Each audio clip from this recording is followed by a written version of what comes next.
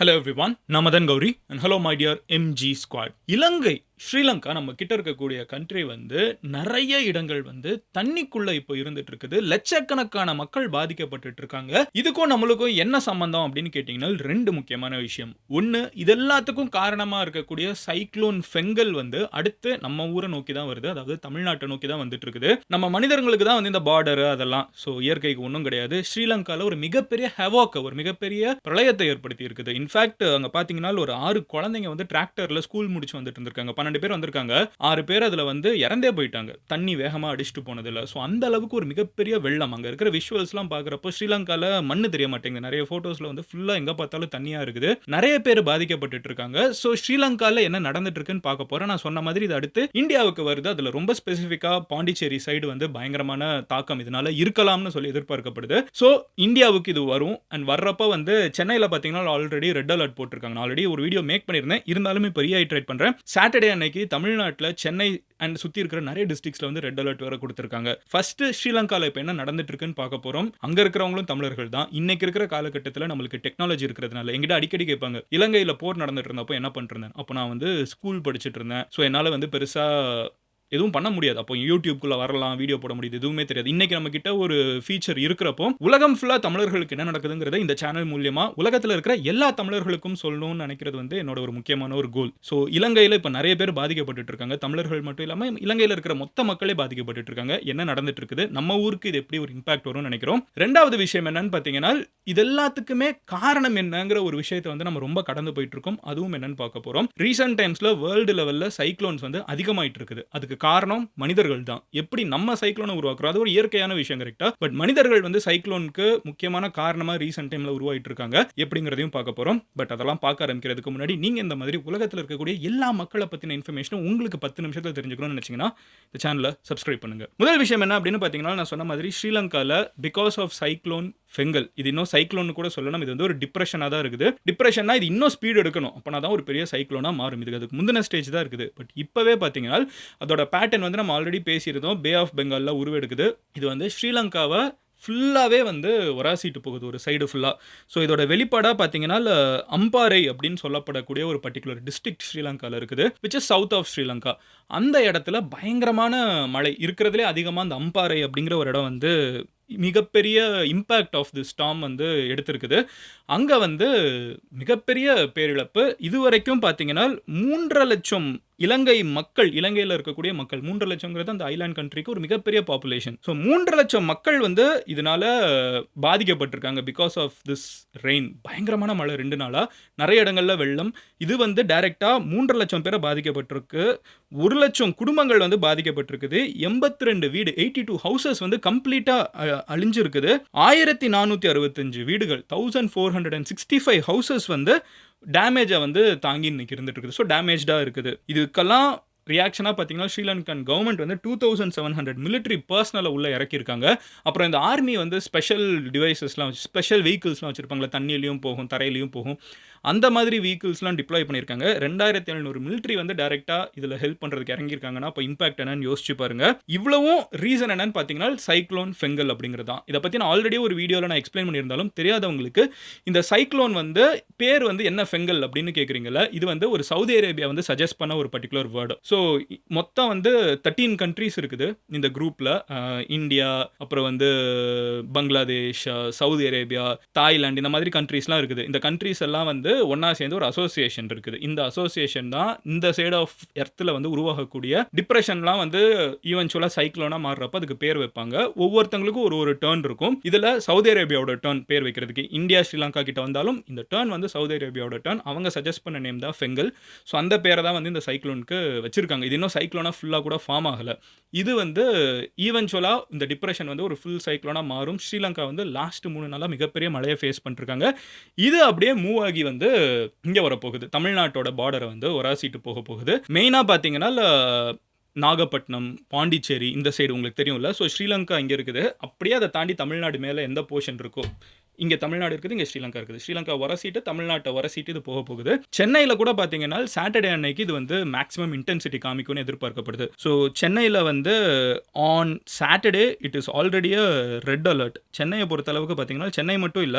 இது போக நவம்பர் 30 அன்னைக்கு சென்னை, திருவள்ளூர், காஞ்சிபுரம், செங்கல்பட்டு, விழுப்புரம், கள்ளக்குறிச்சி, கடலூர் டிஸ்ட்ரிக்ட்ஸ் அண்ட் புதுச்சேரி இது எல்லாமே வந்து ரெட் அலர்ட்ல போடப்பட்டிருக்குது. சென்னை அண்ட் அதோட நெய்பரிங் டிஸ்ட்ரிக்ட்ஸ் எல்லாமே நவம்பர் 30 அன்னைக்கு, தட் இஸ் சாட்டர்டே வந்து ரெட் அலர்ட் போடப்பட்டிருக்குது. அண்ட் ஃப்ரைடேவே நாளைக்கே ரெட் அலர்ட் எங்கெங்கன்னு பார்த்தீங்கன்னா, செங்கல்பட்டு, விழுப்புரம், கடலூர், மயிலாடுதுறை, திருவாரூர், நாகப்பட்டினம், பாண்டிச்சேரி அண்ட் காரைக்கால்.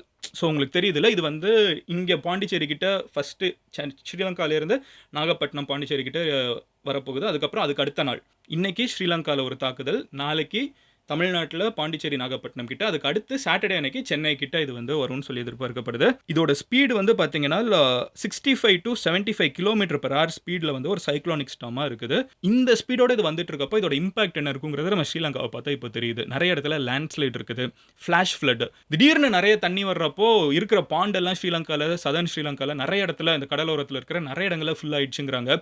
நான் சொன்ன மாதிரி ஒரு டிராக்டரில் வந்து ஒரு பஞ்ச் ஆஃப் பீப்புள் ஸ்கூல் முடிச்சுட்டு குழந்தைங்க வந்துட்டு இருக்காங்க. 12 குழந்தைங்க மொத்தம், அது போக 2 அடல்ட் இருந்திருக்காங்க.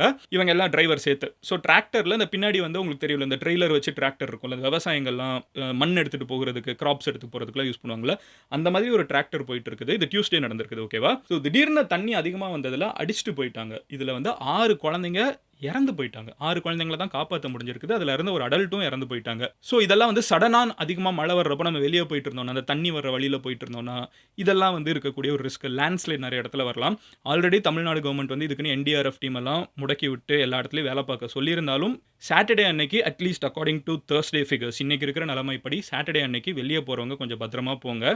மழை பெருசாக இருக்கிறதுக்கு வாய்ப்பு இருக்குது, especially Chennai and surrounding regions. நான் மீதி இருக்கிற ஏரியாவும் சொன்னேன். நாளைக்கே வந்து பாண்டிச்சேரி, நாகப்பட்டினம் சைட்லாம் கொஞ்சம் பத்திரமா இருந்துக்கோங்க. நேத்திக்கு மாவீரர் நாள் அப்படிங்கிற ஒரு நாள் வந்து ஸ்ரீலங்காவில் அனுசரிக்கப்படுது. இலங்கை தமிழர்கள் நிறைய பேர் வந்து நிராயுதபாணியாக இருந்தப்போ சுட்டுக் கொல்லப்பட்ட ஒரு பர்டிகுலர் நாள். இந்த புயலுக்கும் மழைக்கும் நடுவில் நேத்திக்கு அதுக்குன்னு இருக்கக்கூடிய ஒரு மெமோரியல் இருக்குது. அங்கே வந்து நிறைய மக்கள் இந்த மழைக்குள்ளேயும் போய் நின்று அந்த துக்கத்தை அனுசரிச்சிருக்காங்க. அந்த அளவுக்கு மக்களோட இமோஷன்ஸும் அங்கே இருக்குது. இதை ஏன்னா இப்போ சொல்கிறேன்னு பார்த்தீங்கன்னா, நிறைய பேர் என்கிட்ட ட்விட்டர்லலாம் வந்து கேட்டாங்க, இதை பற்றி சொல்லுங்கன்னு. நிறைய பேருக்கு தெரியாதுன்னு. ஸோ அந்த ஒரு விஷயத்தையும் நான் உங்ககிட்ட ரிமைண்ட் பண்ணிடுறேன். இப்போ வேர்ல்டு ஃபுல்லாக பார்த்தீங்கன்னா சைக்ளோன்ஸ் அதிகமாக வருது. அதுக்கு டைரெக்டாக நம்ம ஹியூமன்ஸ் காரணம்னு சொல்கிறது எப்படின்னு கேட்டிங்கன்னா, சைக்ளோன் ஃபார்ம் ஆகிறதுக்கு முக்கியமாக தேவைப்படுறது வந்து சூடான தண்ணி.